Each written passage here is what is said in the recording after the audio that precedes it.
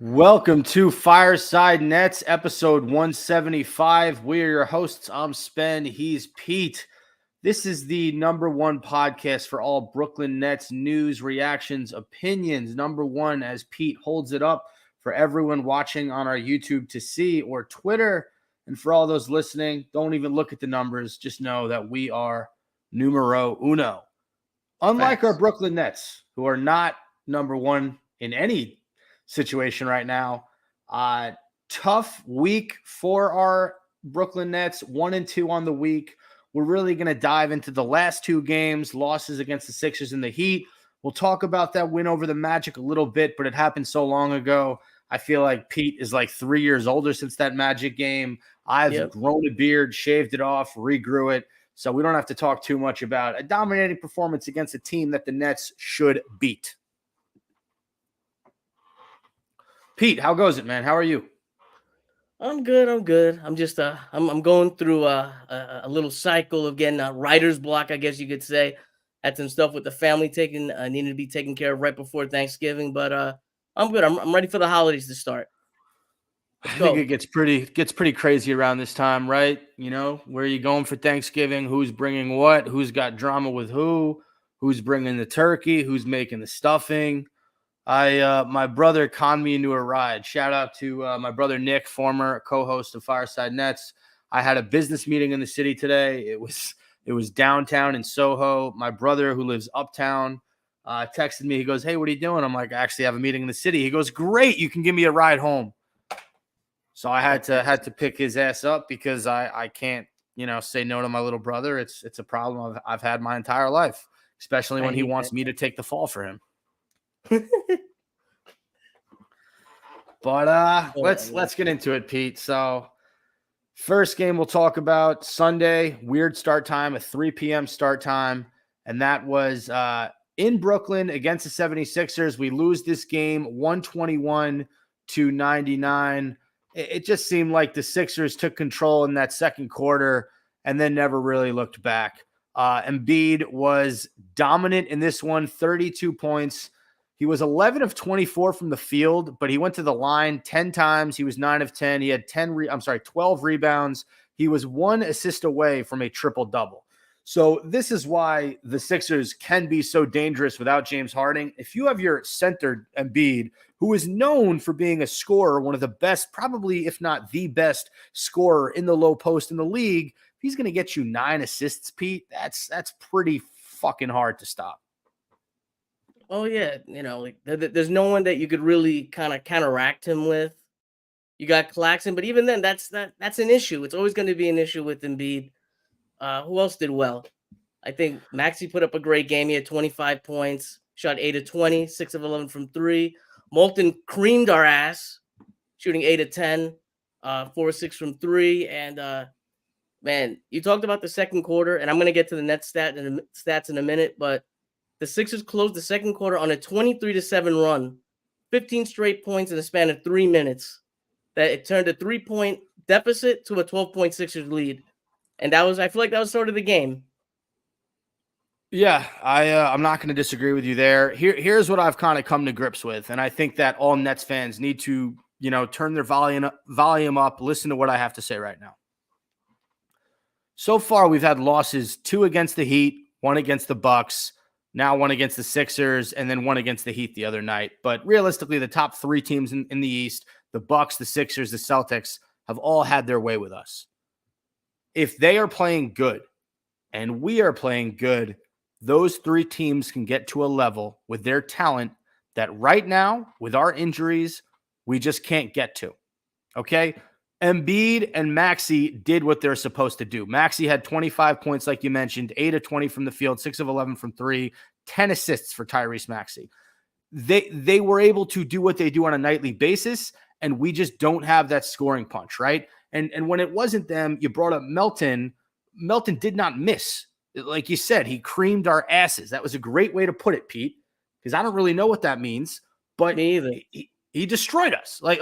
So those 3 guys go off, and what do the Nets do, right? You look at what the Nets did. You're going to give me some stats in a bit. There was 1 guy with over 20 points. That was Lonnie Walker, who is becoming, since Cam Thomas's injury, our most consistent and efficient scorer. I think I said this last week. Everybody else was under 20. Mikal Bridges had 18, 8 of 12 from the field, but barely shot the ball in that second half. He was non-existent, and then by the fourth quarter, the game was essentially over. So what I'm trying to say is I don't think that we can get to that gear that the Sixers can get to, that the Celtics can get to, that the Bucks can get to, given our current roster construction without Cam Thomas and without Ben Simmons. Absolutely. And then, as you said, what am I trying to say here? I got my notes right in front of me. You have guys like CJ putting up 3 of 12 from the field, 9 points. Dinwiddie 3 of 10. He only scored 12 points.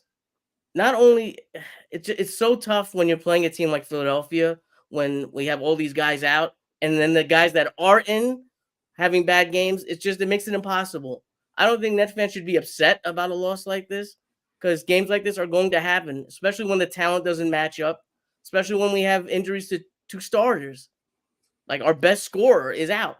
Our best playmaker, I guess, if you consider Ben our best playmaker, is out. What's going to happen here? Yeah, who else would be considered our best playmaker if it wasn't Ben? I'm not sure. I guess you can make a. I don't want to say this. Excuse me for my throat. I guess you can make Dinwiddie I guess you can make an argument. I'm trying to be fair here and say that Ben is better at playmaking, I guess. But you can make an argument for Dinwiddie. Someone wrote, I think it was Doug Norrie. Shout out to Locked On Nets. They have a great Twitter. I think he wrote, "What number passer is Trendon Watford on this team?" And he might be the 3rd best passer after Ben and Dinwiddie. He's up there. I don't think smart player. Look, there were a few bright spots, in this game and in this loss. Lonnie Walker. Let's just stop for a second. Could we recognize how insane that dunk was that he had over almost the entire Sixers 5? They were all in the vicinity. 3 guys jumped.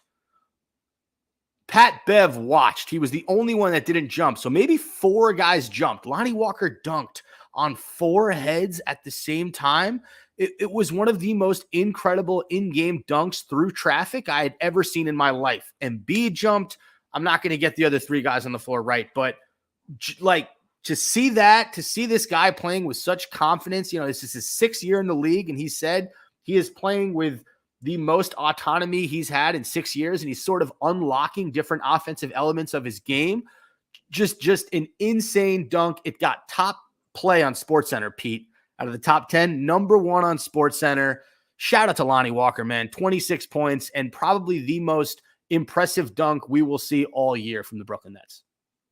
Oh, yeah. The guy's just in his zone, right? Have you ever seen a guy like this hot that came out of almost, I don't want to say almost nowhere, because he did have a good run with the Lakers last year.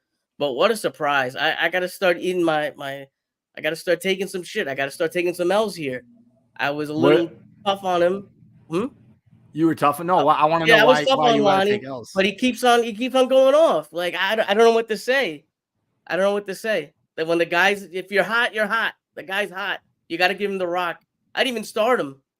See, that's what I'm thinking. So it's so fucked up, right? Because the NBA isn't based on who's playing well. It's based on who's getting paid. You gave Cam Johnson a lot of money. He has not been good in his return. No. He hasn't been awful, but he's had some really poor shooting performances. Mikal Bridges, you're not going to put him on the bench, but he hasn't been incredible. I mean, he barely really touched the ball in that second half against the Sixers. Again, you like to see a player like Mikal, who's supposed to be your 1 or your 2, rise to the occasion in those matchups. And so far, he has not. At some point, you got to give Lonnie Walker a start. If he's putting up 20 a game, if he's this efficient, because now what happens, Pete, is every time you start a game, you're going to go down 15-0. You're going to have a tough time in the second quarter, and you're going to need that scoring punch more and more and more. And Lonnie comes in and he gives you that scoring punch. But who do you take out though? Dinwiddie. But you need him to hold the rock though. You need him to play make. No. Yeah, again, I don't know. That's my gut reaction. No, I understand what you're saying. I understand what you're saying. Like, you're not going to take out Bridges, right? You're not going to take out Clax for him. So who's a guard that you could take out? It would be Dinwiddie, but it's tough. It's a juggling act. So let me ask you this. Speaking of juggling, how long until, so right now you can say Cam Johnson's rusty, right? Because he's had what, 2 Yeah, games yeah. since returning? Did he Something play like in the 3 Magic games. game? 3 games? I think so. At what point are you able to say, yeah, he played in that Magic game? Are you able to kind of say, all right, it's been enough time, the rust is off if you're still shooting this poorly? And here's the other problem, my problem with Cam Johnson. I understand he's supposed to be a good 3-point shooter. His shot selection is shit. Do you agree with me on that? I think it's more of finding his way. Everyone's kind of played together for a little bit, and he's kind of been thrown straight into it. And it's like, man, where do I go? That's where I kind of feel. I don't think it's been horrific. It's been bad, but not horrific. Does that make sense? I guess so. I look at the way that Lonnie Walker and Trendon Watford, I look at how they are able to take the ball inside aggressively and score. Cam Johnson should have that in his game. I look at how Mikal Bridges hunts for that mid-range shot. Cam Johnson doesn't take a lot of mid-range shots. And guess what? When he does, they go in. Cam Johnson's game is built around corner threes. That's I think maybe 40 to 60% of his shots. I wish I had that in front of me. Were corner threes last year. That's his role. That's the guy. So if you want him to drive, you're asking too much. That's not his game. Listen, I'm not asking him to drive, but I'm asking him to be a little bit more efficient. Royce O'Neal's entire game is 3-pointers, pump faking, getting to his spots. Very rarely will you see Royce O'Neal take an uncharacteristic shot. And even when he's cold, most of his 3-pointers are wide open. I don't like the contested threes that Cam takes. I think he can get to his spots in a more efficient manner. I'm just sort of, I don't know.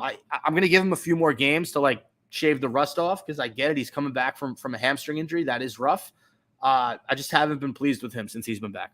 All right. So think about this. He comes back from the injury. What's the first thing the coaching staff is probably going to tell him? Shoot. You have to shoot to get the rust off. So maybe these aren't the best shots, but in his mind, he's hearing he's got to shoot. Obviously, he's an NBA player. He knows what shots to take and what not to take. But the point that I'm trying to say is that he's going to shoot. The guy's making a lot of money, like you said. He's coming off an injury. They want the rust to come off. He's going to shoot. And how long do you let him go like this? I think you got to at least give him 10 games at most. You got hamstrings are a bitch. I think that's fair. I also look at the whole Dorian Finney-Smith thing, how we all were like livid with him at the end of the year and the fact that he had a down shooting season with the Nets and he couldn't hit a 3. And, I was on him. And then this season he comes back and he's like, no, you guys recognize my game. This is what I did in Dallas. And he starts hitting threes and he starts going to the rack. Dorian Finney-Smith to me has been such a nice surprise because I also think he's another guy like Royce. He gets to his spots. He doesn't play outside of his comfort zone and he takes intelligent, smart shots mostly for him. And he's been hitting the 3. But I don't want to put Cam Johnson in the same category as Dorian Finney-Smith. Cam Johnson's supposed to be a much better offensive player. He put up 20 points one game, right? I think he did one of the games. So you could see that it's there, but it really hurts not having Cam Thomas in the lineup as well, because I feel like that spacing just gets just a little bit better. And then you have Ben creating open looks for guys. Man, it would have been nice to see them 3 all together playing, because when you have Ben and Cam out, all of a sudden the next focus goes to Bridges and CJ or Dinwiddie. Yeah. And you feel it. They feel it. Maybe the shot selection is a little bit better if you have more spacing. Who knows? I don't fucking know. No, I get what you're saying. And he did have 20 in the Orlando game, which we will get to in a bit. Let's move on to this Miami Heat game. This was a play-in game, if I'm not mistaken. 122-115. The Heat beat the Nets. Lonnie Walker. This was not an in-tournament game. This was not an in-tournament game. Wait, no. So the Orlando game was.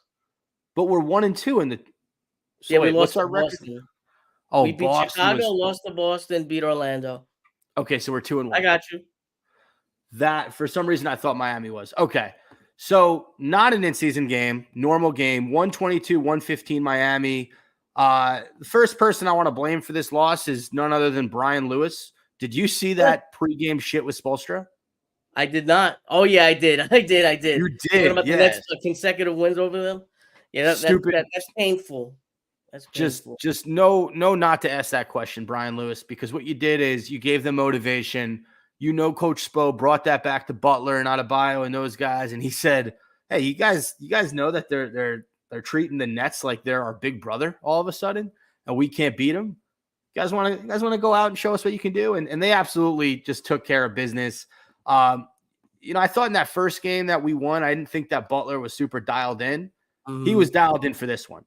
36 Oh, no. points, Oh, 12 yeah. of 19 from the field, 10 of 11 from the free throw line. He was phenomenal. Who else played well in this game, Pete? Oh man, you know what? Can I tell you my play of the game first before I get into all that? Yes. Play of the game is going to be in the second quarter. 3 minutes 40 seconds left. CJ picks up his 4th foul. I don't know how that happens. The Heat go on a 14-0 run, and in the third quarter, Butler put up 18 of his 36 points. I felt like that was kind of like a breaking point. You had Kevin Love I believe he took a charge on that. Can't use CJ. Third quarter, CJ gets like 2 or 3 minutes, and we get walloped. We get walloped. I don't know if you want to get into the stats, but I thought that was a painful moment. Yeah, that sucked. And it's funny. I just ragged on CJ so much for that last game. He had a good game against Orlando. He actually statistically wasn't terrible in this game. 5 of 10 from the field for 16 points. But in just 27 minutes, he picked up the 4 fouls. That was tough. Mikal Bridges, really bad shooting night. 6 out of 15 from the field, 2 of 6 from 3. He did go 9 of 10 from the line. He finished with 23 points. Lonnie Walker, nice game for him. Listen, Lonnie Walker played college ball at Miami. So when he comes to Miami, he's trying to put on a show. He had 23 points, tied with Bridges for the high man, 9 of 18 from the field in just 26 minutes for Lonnie Skywalker, the 4th. Outside of those 4 guys, I mean, Claxton had 16, 7 of 7 from the field, but this was a tough matchup for Claxton. Bam Adebayo, he's just bigger. He's just bigger than Clax. He's a little bit stronger. 20 points for Bam, 7 rebounds. He had that one dunk. I don't know if you know the one I'm talking about, where he just manhandled Claxton and threw it down over him. It's going to happen. Claxton's a great defender. He likes to contest. So, you're going to get yammed on every now and again. But it was that second half, really. I mean, Miami, look, they beat us in the first quarter by 3. They beat us in the second quarter by 5. That third quarter, they continued to just keep on building their lead. They beat us by 4. And then in the fourth quarter, we were able to make it a little bit of a game, but we never really got within striking distance. We won that quarter by 5. The one variable for Miami that showed up that night that did not show up for them in that first game, other than Jimmy Butler, Duncan Robinson had 26 points. Yeah, we just couldn't. 6 threes. We could not stop him from doing anything. It was on the 3-point line. He got in the paint a few times. This team made the finals last year, Pete. Like they're a good basketball team when they want to be, and they showed that against the Nets. Yeah, just another game that the talent kind of adds up. And listen, going into this game, they had 6 in a row. They had 6 wins in a row. This was their 7th. They're at that time, maybe even now, I haven't checked up on them, but they're hot. They're on fire. Didn't they start like 1-4 and now they can't lose? Yeah, I think we were their 7th straight win or 8th straight win or something. And I got one more point. One more point about this. You can't be upset when the Nets put up 30 plus points in 3 out of the 4 quarters. You can't be mad at the offense.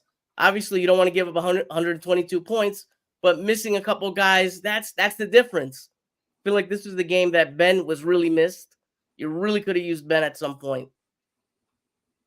That's my point. I think you can use Ben in all these losses. He's just so, he's so important to this team with what they do, with how Mikal and Cam get open. And I love Spence, but he has not been consistently creating for guys when Simmons is out. Now you're starting to see him struggle. When should he look for his shot?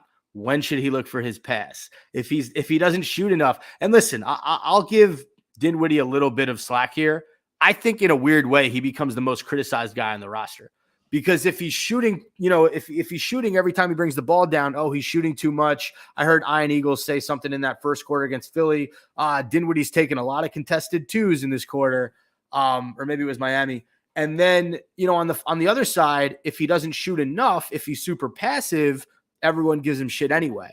So I do kind of get it. It is very hard for him to be consistent and figure out how, who he has to be night in and night out for this Brooklyn Nets team.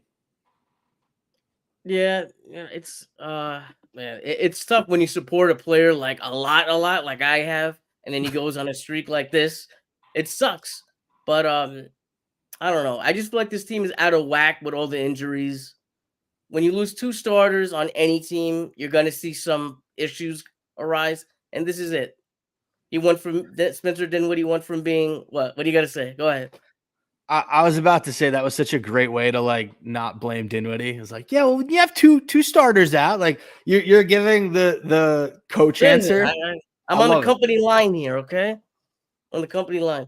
But yeah, he's got to shoot better. He's got to shoot better. He's got to pass better. That's it. He's good at eliminating turnovers. I saw a lot of people saying, "Wow, he's doing some good lobs." Guy's been good with lobs since last year. Look at the analytics.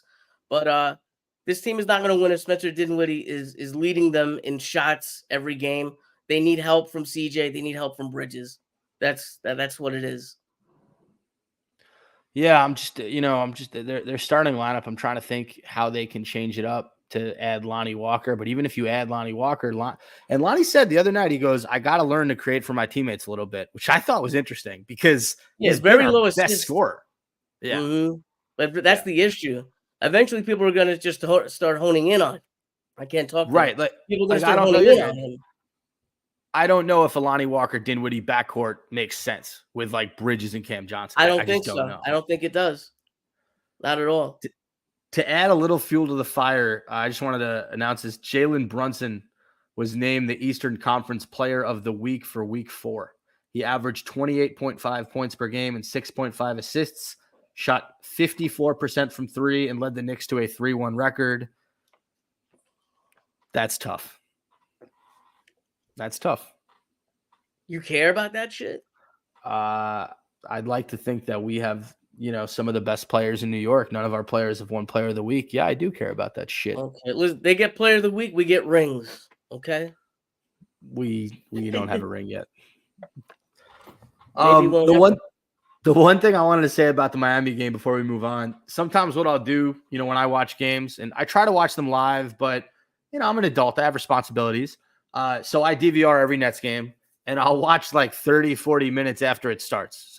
That's not true. That's exaggerating. Usually I'll watch like 10, 15 minutes after it starts. So when the first quarter ends, they usually have like 6, 7 minutes left in the first quarter. Okay. And I get updates on my phone from the Yes app. Oh, so no, I try very hard not to look at them, but like I'm only human. And I see, I also get Twitter notifications from certain accounts that I like to keep up to date. One of them is Nets Daily. Shout out to a former guest of the pod. So one of Nets Daily's tweets, in like the third quarter, as I'm behind, was like really missing Cam Thomas right now. Oh. And when I read that tweet, I kind of knew we were fucked for the night. That's why I don't do any Twitter tweets or anything sent to my phone, any notifications. Because when I'm watching the game, I don't want anyone calling me. I don't want anyone talking to me. Unless you're like on the exact second that I'm at, I don't want to hear from you. You're going to get ignored. You're going to be I'm putting my phone on sleep mode, and that's it. Are you telling me not to text you during games if I'm watching? You can do it live. You're okay. I can do it. I'm the exception. Yeah. Sort of, kind of, a little bit. All right. I don't want to be too down on this podcast. Let's because I said that the Nets have been losing to teams like the Celtics, the Bucks, the Heat, the Sixers, teams that they should be losing to, but they have been beating teams that they should be beating. So they played the Magic on Tuesday. This game was a while ago, as I mentioned earlier. But this might have been the most complete game, Pete, the Nets have played all season. Despite not having Cam Thomas and Ben Simmons, it just felt like everyone showed up for this game. Dinwiddie was best game of the season for Dinwiddie, 29 points, 9 assists, 10 of 18 from the field, 5 of 10 from 3. He was 4 of 6 from the line. Really strong performances from him. He was a team high plus 25 for the game.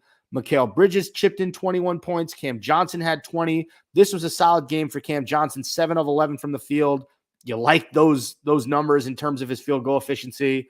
And then off the bench, you had Royce O'Neal with 13, Day'Ron Sharpe with 11 points and 10 rebounds, and Lonnie Walker the fourth didn't need to do too much in this game, but stayed in double figures with 11 points for him. The Nets shot the ball, Pete, 54% from the field, 48.7% from 3, and really did a good job of closing out Orlando in that fourth quarter, 36-18. So what did you like in this game? What did you like from our guys in Brooklyn to really play the most complete game of the season? I think you kind of nailed a couple parts, the parts about the stuff that I like. CJ was great. He put up 20 points. Bridges 21 points. You said Dinwiddie at 29. But also we had guys like O'Neal putting up 13 points. Sharpe put up 11 points. Walker put up 11 points. It's nice to see it kind of spread around, so you don't have to worry about one guy per se. And like you said, it was a good. I don't know what much to say when you blow out a team by 20 points. You know, it's a good game. There's a team that we had to win and probably we're supposed to win, right? Even with Ben and Cam out, I think you have to beat this Orlando team. No, like is this kind of gimme game? Listen, I don't think. I mean, Orlando was 5-5 after this game. I think Banchero is going to be a bona fide star. I see him being as good as Carmelo and KD, like on that level. You what? Really? Yeah. Oh yeah. Okay. Oh yeah. Okay. That's just what I see for him. I think he's going to take that next step in the next year or so. Wagner's a good player. I like Jalen Suggs' game. You know, Mo Wagner comes in. He gives them good minutes. Cole Anthony shot the ball horribly in this game, but 10 points off the bench. They got some guys. You know, they got Joe Ingles as a vet off the bench. And I don't think they're as bad as, say, like a Washington or a Detroit. But yeah, the Nets should beat this team. I just wanted to ask you, so you watched this game, correct? Yeah. When Dinwiddie is hitting some of those shots that he was hitting, how happy are you to see that? Because you are the number one Spencer Dinwiddie fan that I know. I'm screaming. The neighbors know. Everybody knows. Everyone in a block radius knows. I'm hyped. I'm getting hyped when a guy goes off like that. It could be any net that kind of goes off. But when it's Spencer Dinwiddie, of course, I'm a little bit more happy because of all the shit people give me for getting his back. Here's what I love, Pete. So he goes 10 of 18 with 29, 9 assists. Like that for me, you're 5 rebounds. You're looking for balance in your game. That is it. But I get it. 10 of 18 is not the norm for him. 6 of 18, 7 of 18. Like less than 50% is the norm for him, which kind of devalues him as a point guard. I hate to say it. We'll see. We'll see what happens. I have faith. All right. So the Nets finished the week 1-2.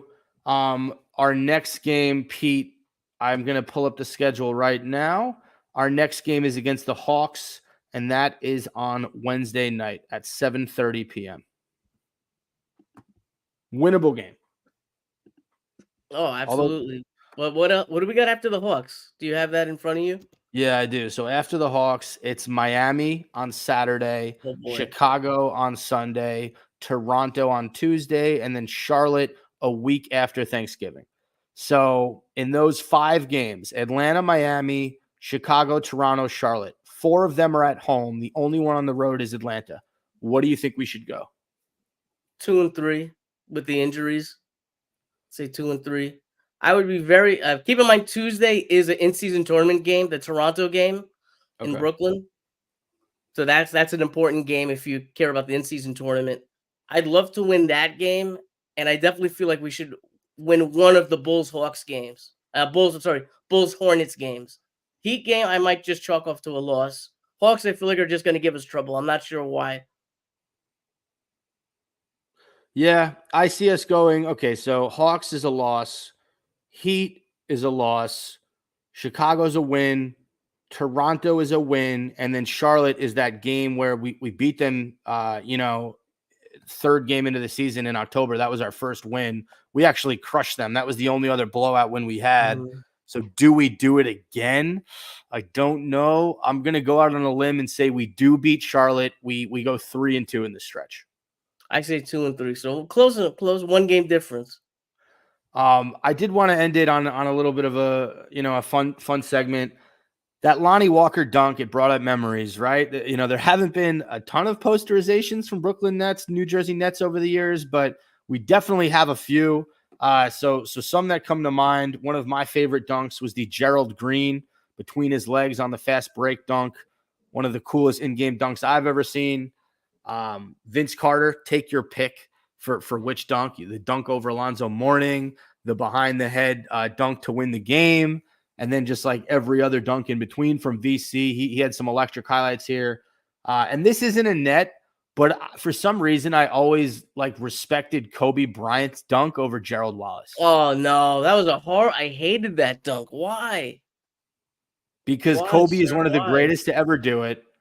And that was one of the last years of his career. Probably 2000. What year was Wallace on the team? 2013, 2012? 2012. 2012. And I just remember watching that and thinking I'm someone who I love greatness. I respect greatness. When Luka hit that shot against us earlier in the year, I hated it as a fan, but as a basketball aficionado, you respect that. And Gerald Wallace is, he's not a pussy for all intents and purposes. No. He's a tough guy. He was a tough guy in the league. He was a good defender. Really good defender. And for Kobe to just yam on him later in his career, I thought that was such a cool moment. And that happened at Barclays Center too. Correct. It did. With a lot of Lakers fans in the audience. So those are the three I remember: the Gerald Green, a bunch of VC dunks, and then Kobe's dunk. What about you? I got one in particular that really sticks out to me. And this is going to be insanely random, but whatever. Here it is. This is the first playoff game at the Barclays Center. Nets Bulls. Darren Williams gets a breakaway dunk and he throws it behind his head and the Barclays Center explodes. I think it was probably definitely the loudest I've ever heard it. And I've been to a couple games where Kyrie put up the 50 points in his first game as a Net. I've been to a couple games. I go to a lot of games every year. And I don't know, I just felt like that was such a christening moment of the Nets moving to Brooklyn. I remember that. That was a sick dunk. You brought up Kyrie. I just thought of the Kyrie dunk. Watanabe. Watanabe. Look, I don't like Kyrie as a person because I disagree with a few of his values and his morals and what he talks about. But as a basketball player, it's hard for me to hate on him because he's ridiculous. That dunk came out of nowhere. That's the shit absolutely. That Dennis Smith Jr. is known for, is a dunk like that. Kyrie did that in a random game, and that was just sick. I had to love that. I'm missing a lot of Richard Jefferson dunks, but my problem is when I think of Richard Jefferson, the one dunk that comes to mind is him posterizing Klay Thompson in that Christmas game, or was it the finals? One or the other. I don't remember, man. But so when he was in Cleveland, he posterized Klay Thompson on a dunk or two. And I don't remember if it was Christmas or finals, but it was one of those games. Anyway, fun memories. I know there's a bunch of people or players that used to dunk a lot that were missing, but those are the ones that Pete and I remember. You got it. I'm good. I'm dunked out. All right. That does it. Thank you guys for listening to another episode of Fireside Nets with Spen and Pete. Pete, any final words for our listeners? Anything you want to plug? Sure, yeah. Follow me on Twitter at NetFansYouKnow. Check out the YouTube at NetFansYouKnow. I'm going to be throwing up an episode this week. And that's it, man. Let's go Nets. Let's go Nets. There are going to be, brighter days in our future. I truly feel that. I just think right now, as Pete said, without our stars, we're just in a rut. And we're going to have to accept some defeats, but you lose a few battles in order to win the war. And the war is far from over. Shout out Brooklyn, shout out Nets, shout out to Barclays Center, shout out to all the people who follow and listen to us on Nets Twitter out there in the Nets universe. We love you. And happy